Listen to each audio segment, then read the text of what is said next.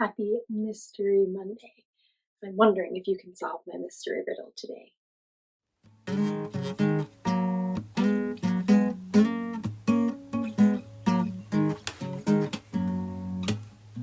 When I have a worry-filled mind, I like to wander outside.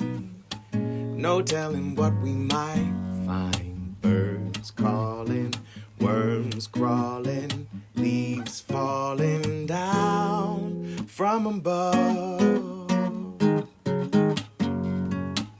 Oh, I plant my feet on the ground. I keep my head in the clouds. I let my feelings out loud. I hear joy calling, fear crawling, tears falling down out of love.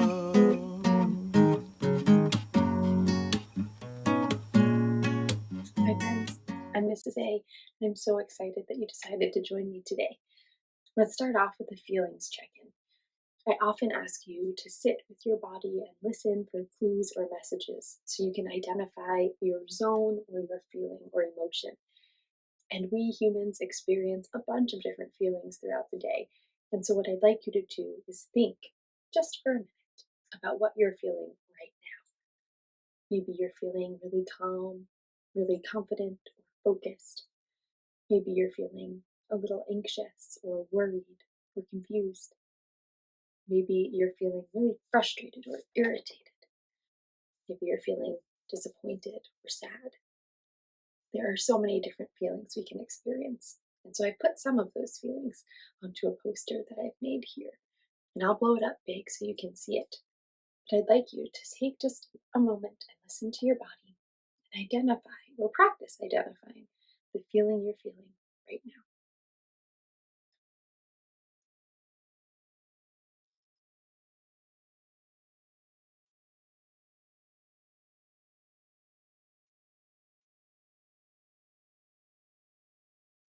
Did you find your feeling? The character on that poster may not look like you.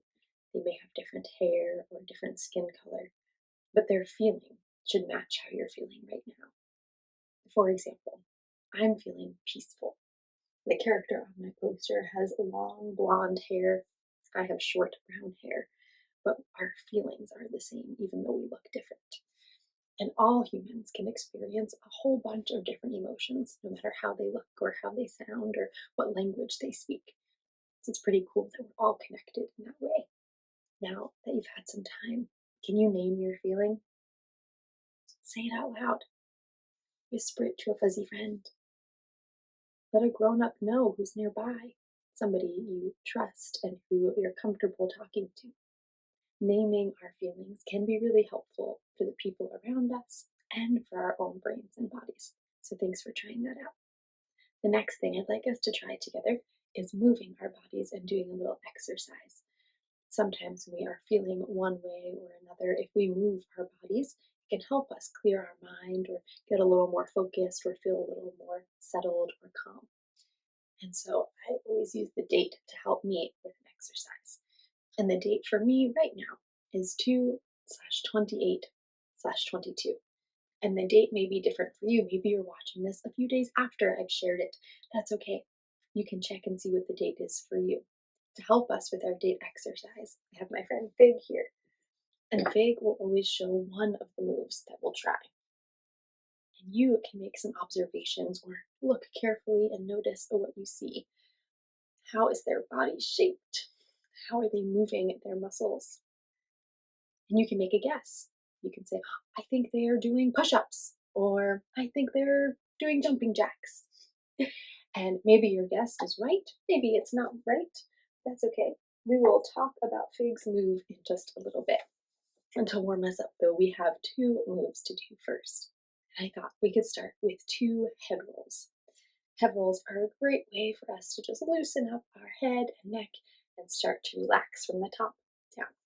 So when we do head rolls, you can roll in either direction or one each way, whatever is best for you. But the only thing you need to know is that we are not going to count by ones, so we won't say 1, 2. Instead, we're going to count by twos. because 2 is an even number. And that's something we've been practicing if you've been with me before.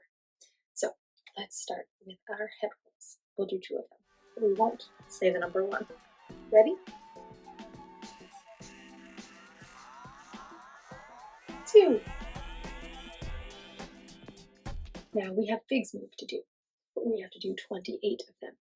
Before I ask Fig what move they're showing, can you help me out with the number 28? I see that it ends in the number 8, so that's what I'm going to use to help me. Is 8 a number that I can share equally? Is it an even number? So it doesn't look like it when I have 5 and 3. What if I move these over and make 4 and 4? That's still 8. Can I share it equally? I can, yes. So 8's an even number, which means we'll count by 2s. Now this will get tricky because 28 is a pretty big number, so you can follow along and listen to the numbers I say, or you can try it out. Even if you don't know how to count by 2s yet, this is great practice. So let's do 28 of Fig's moves. Are you doing Fig? 28 twists, counting it by 2s. Fabulous. Let's get started. You can do twists sitting or standing. Whatever's best for you. Let's go. 2, 4, 6, 8, 10, 12, 14, 16, 18, 20, 22, 24, 26, 28. Oh, thanks, Vic. My neck and my head were nice and loose from our head rolls. My hips and my back are nice and loose from our twists.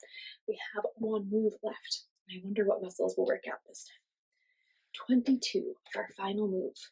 I'll give you a hint. This one involves our arms. Guesses? Push-ups. Yes, but this time I'm going to ask you to do backwards push-ups. And maybe you've seen these before. What you'll need is a table or something that's raised a little bit off the ground. And instead of doing push-ups where your belly is facing the ground, we'll do them where our back is facing the ground. And so you can go ahead and try to get in position for backwards push-ups. And we'll do 22 of them. So again, we'll count by 2s. Ready? 2, 4, 6, 8, 10, 12, almost there, 14, 16, 18, 20, 22. Oh, nice work.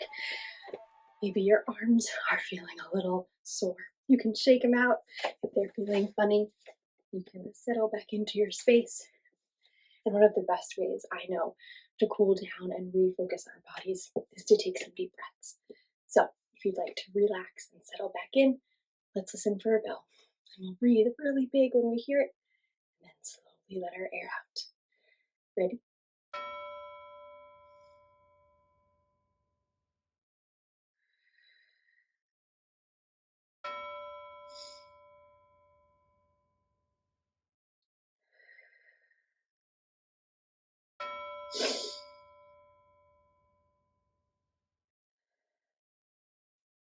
Marvelous work. Thanks for building those muscles and moving your body with me today. Now, I did mention at the beginning of this episode that I have a mystery riddle for you to solve. And if you have solved a mystery with me before, you know that I need a little bit of help in order to bring up my mystery riddle. I need to borrow some of your magic. And there's a couple ways you can send me some of your magic. You can rub your hands together. You can snap your fingers, or you can stomp your feet. I'm going to ask that you help me get this riddle up by sharing your magic and counting down from 3. Are you ready? 3, 2, 1. Fantastic. Thanks for your help. Okay, here is our mystery box. It says, what can it be? And here is our mystery riddle. Now, in the riddle, there are a bunch of clues to help you figure out what's hiding in the mystery box. We'll also pick up the box and listen and make some observations together. Let's see. Our riddle says, I'm helpful when you want a tasty cold treat. You use me to get your snack ready to eat.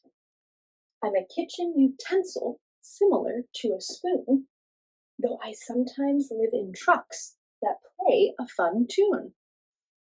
I'm usually made of metal or plastic. When I come out with dessert, people get very enthusiastic. What am I? Let's listen to see what might be in here.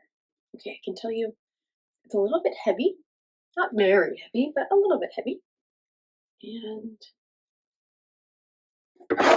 ooh, it kind of rolls or slides. Interesting. Definitely sounds like one object, not lots of little things. And it doesn't have any special smell. It's pretty neutral, means it doesn't really smell like anything.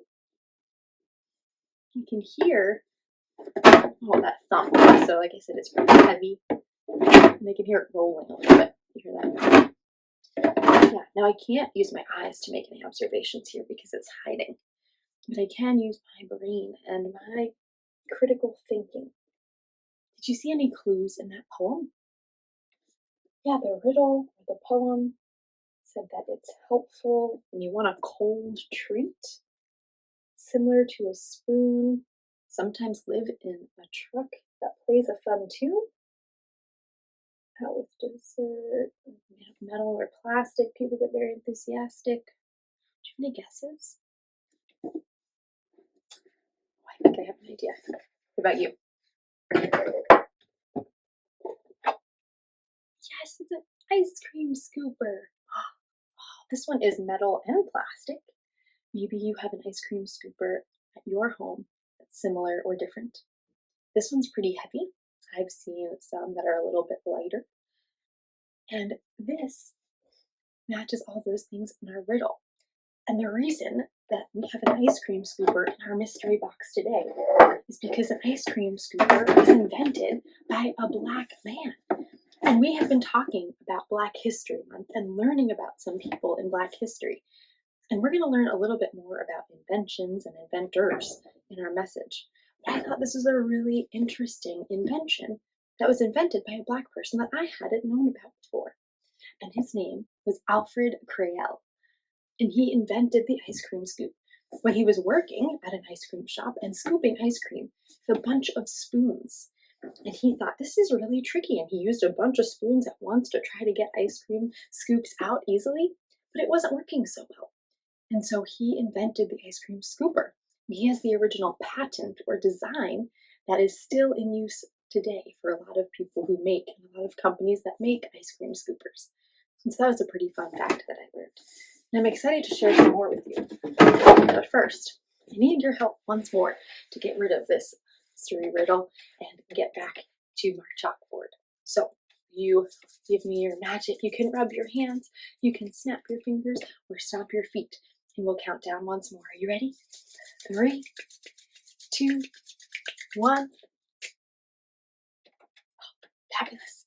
Thank you so much for sharing your magic and for using your critical thinking and trying to figure out that mystery.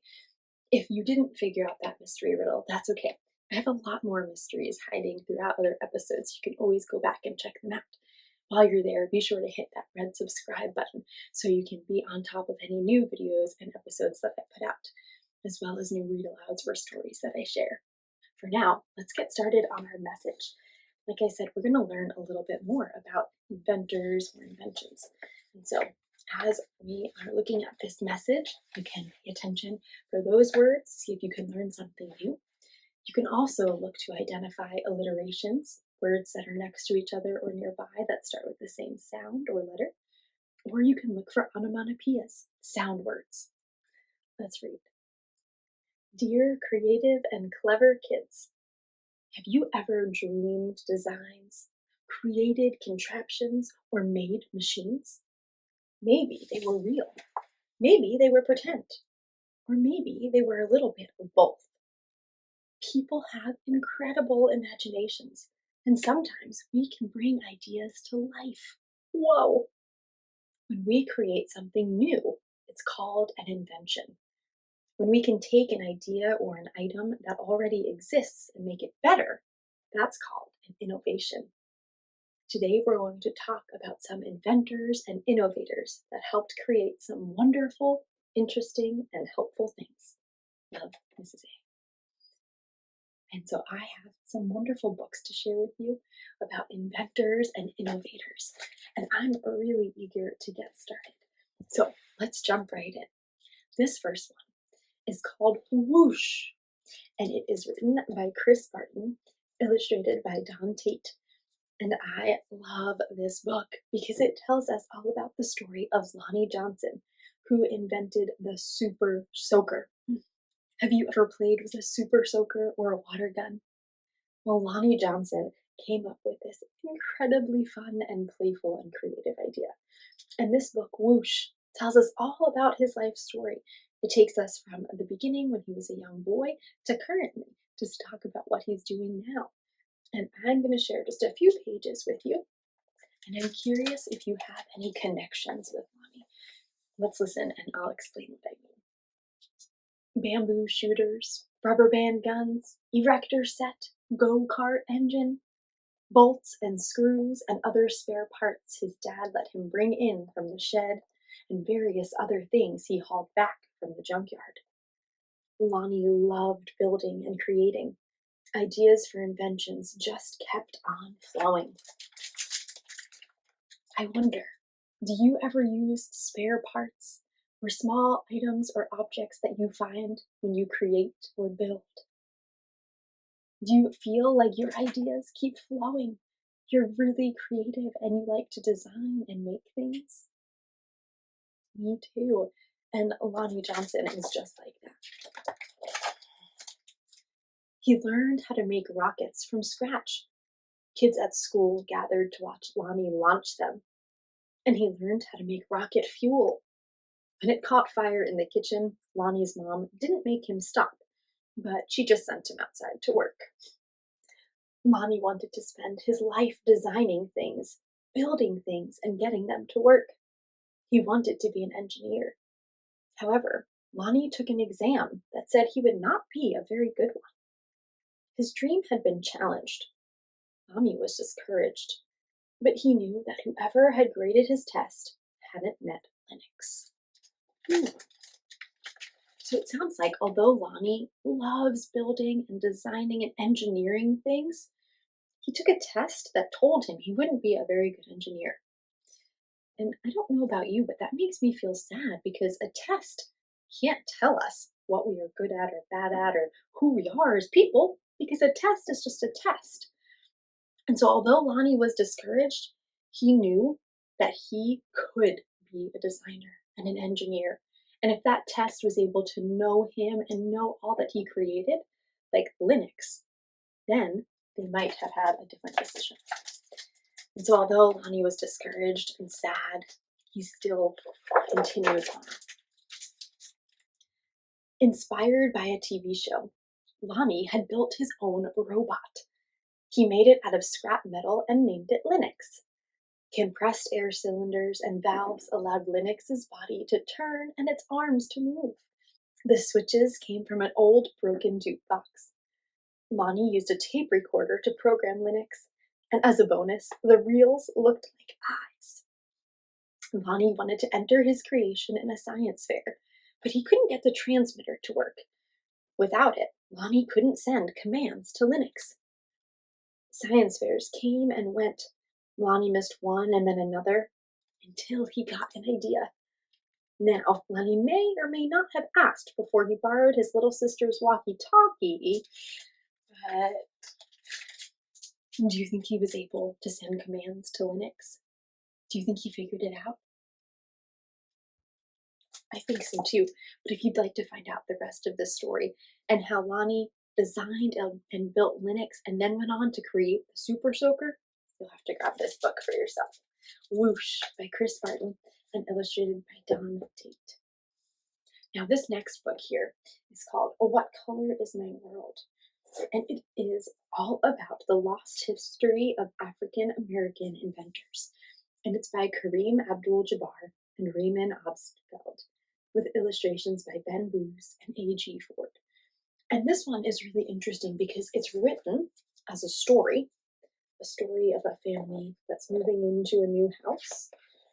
But it also includes a bunch of information about different inventors. And so we'll look at some of those together. But this book is filled with ideas and information. And it's also a really beautiful story. And so it's really cool. It merges almost fiction, things that are made up, like this story inside the book, and nonfiction, things that are not made up, things that are true, like all about the inventors and innovators that we learn about. So we'll start here and learn just a little bit about the story and some inventors. Ella laughed. African Americans?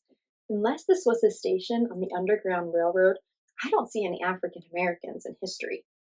She cupped her hands and shouted up to the stairs, Dr. King, are you up there watching MTV with Harriet Tubman?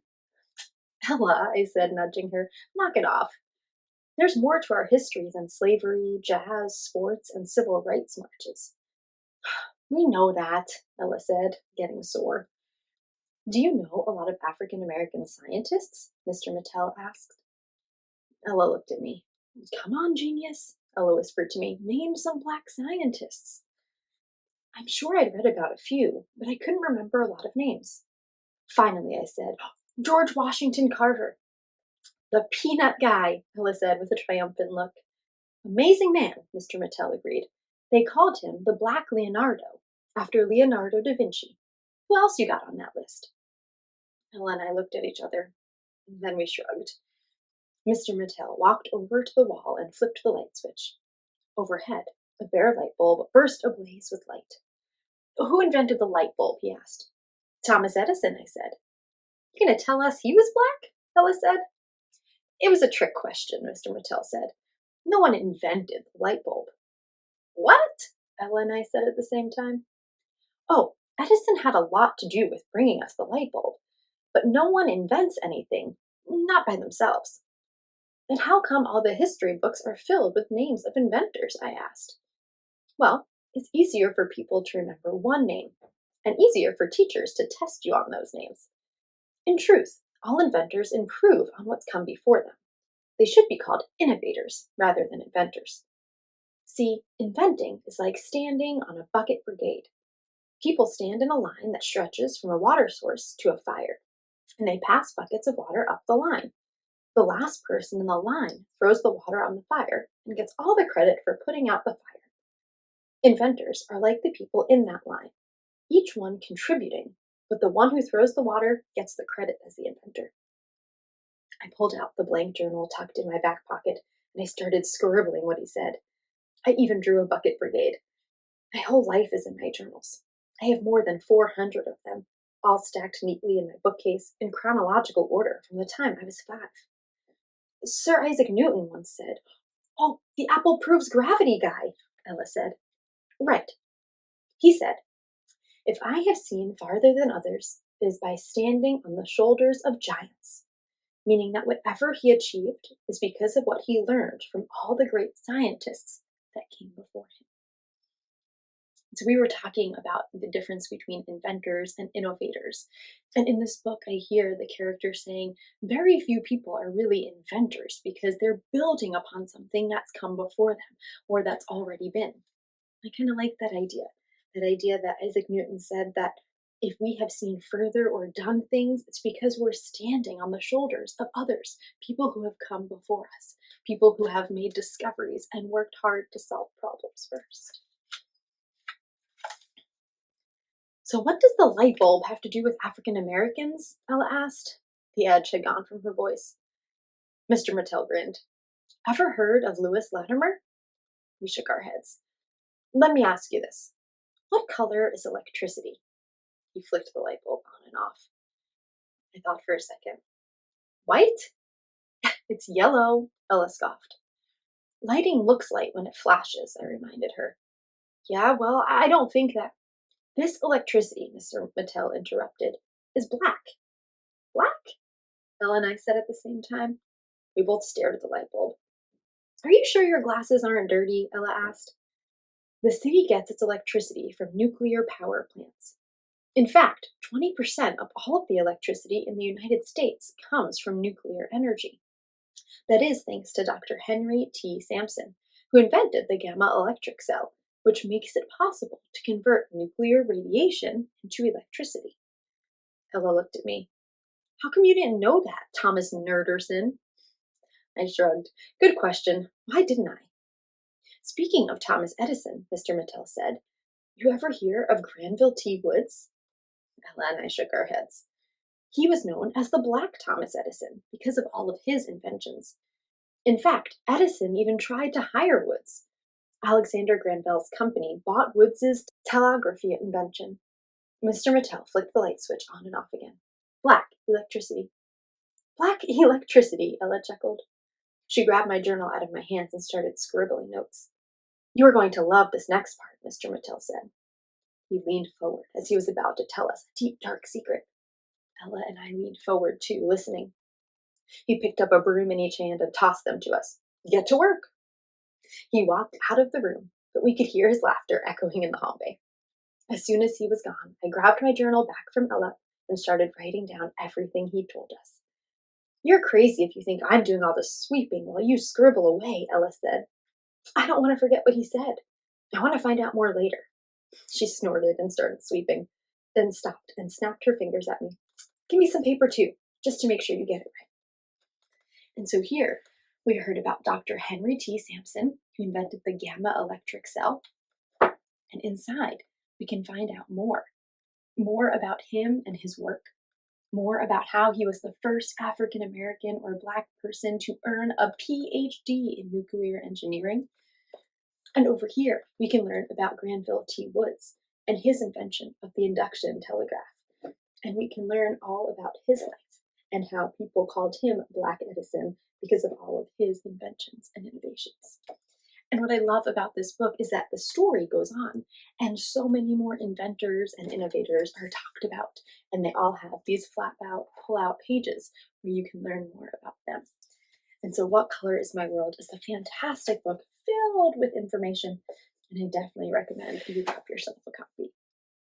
This last book is about someone's story who really blew my mind. When I read this book and I learned about this person, I was in awe, so fascinated by their story. And so this final book I'll share with you today is called Step Right Up, and it's how Doc and Jim Key taught the world about kindness. It's by Donna Janelle Bowman with illustrations by Daniel Minter. And you might think, what does kindness have to do with inventions or innovations? But kindness is something we've been talking a bit about. And the way that Doc helped bring medicine to the world and encourage people to be kind to animals, it covers so many different types of kindness. And his story is really incredible because there are so many different parts to it. And so we'll look at just a few pages together. Like I said, this one is almost so amazing. It's near unbelievable, but it's true. There's a bunch of research to show that this really did happen. And so I want to share some pages with you that I thought were so fascinating. From the time William was about 6 years old, it was clear that he had a special way with animals. No matter how wild or rascally the animals, Williams befriended them and tamed them. He especially loved horses. A few years later, Williams's master started sending him across Bedford County to work with other farmers' ornery animals. During these travels, William saw some animals were neglected, beaten, and worked to death. He was gentle and patient with them instead. He thought nothing was worse than being hurtful. So maybe you heard. As he was 6 years old, he was out working because he was enslaved. I heard that his master sent him to other places in the county to help work with animals.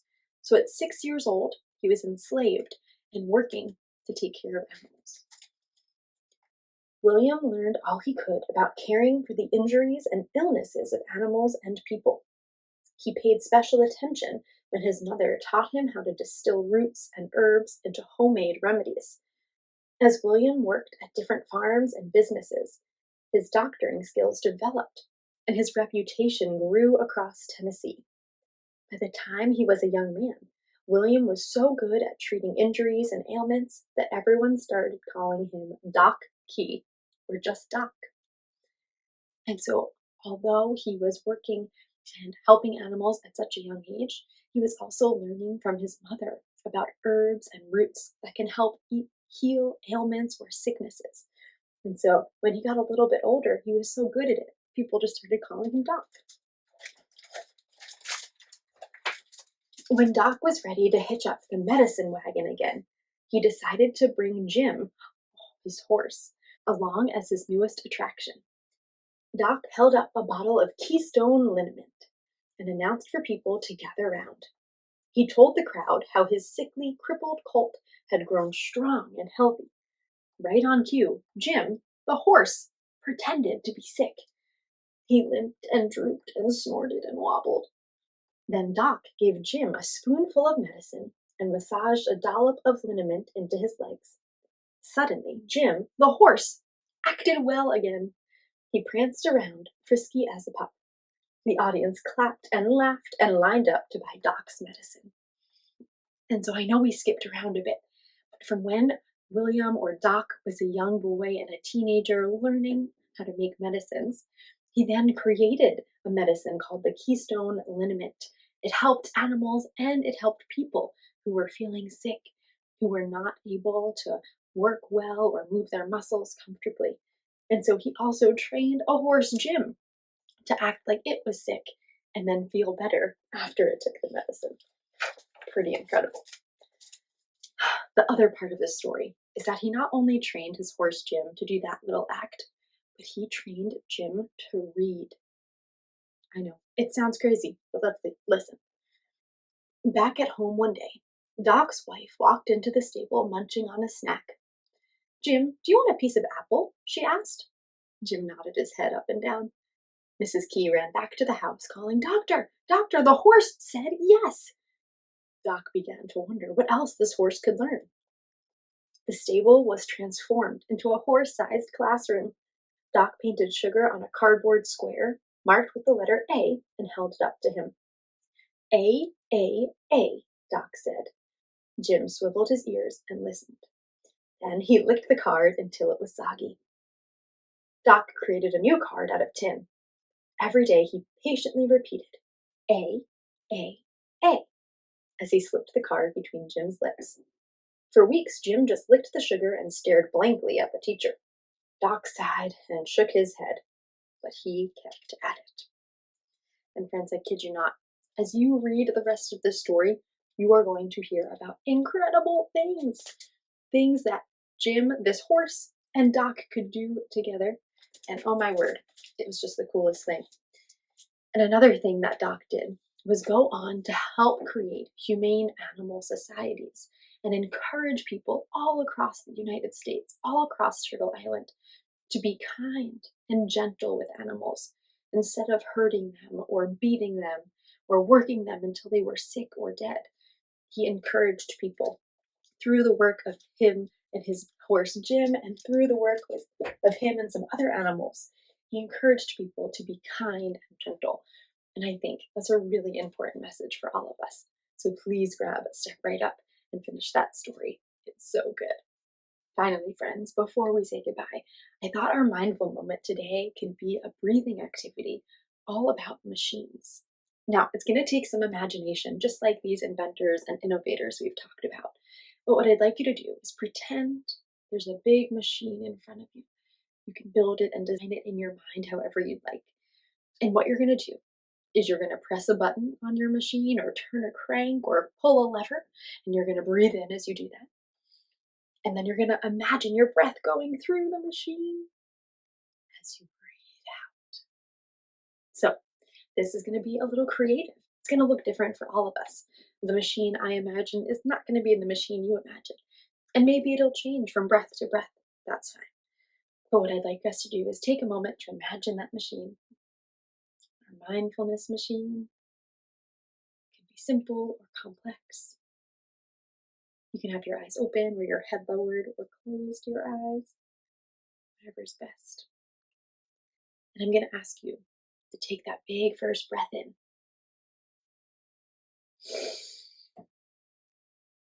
And now slowly let your breath out and imagine it going through your machine. Ready?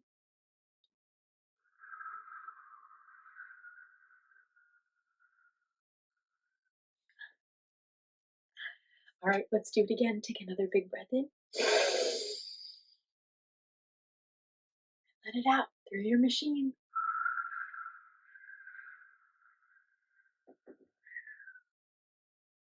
Oh, one more big breath. And let it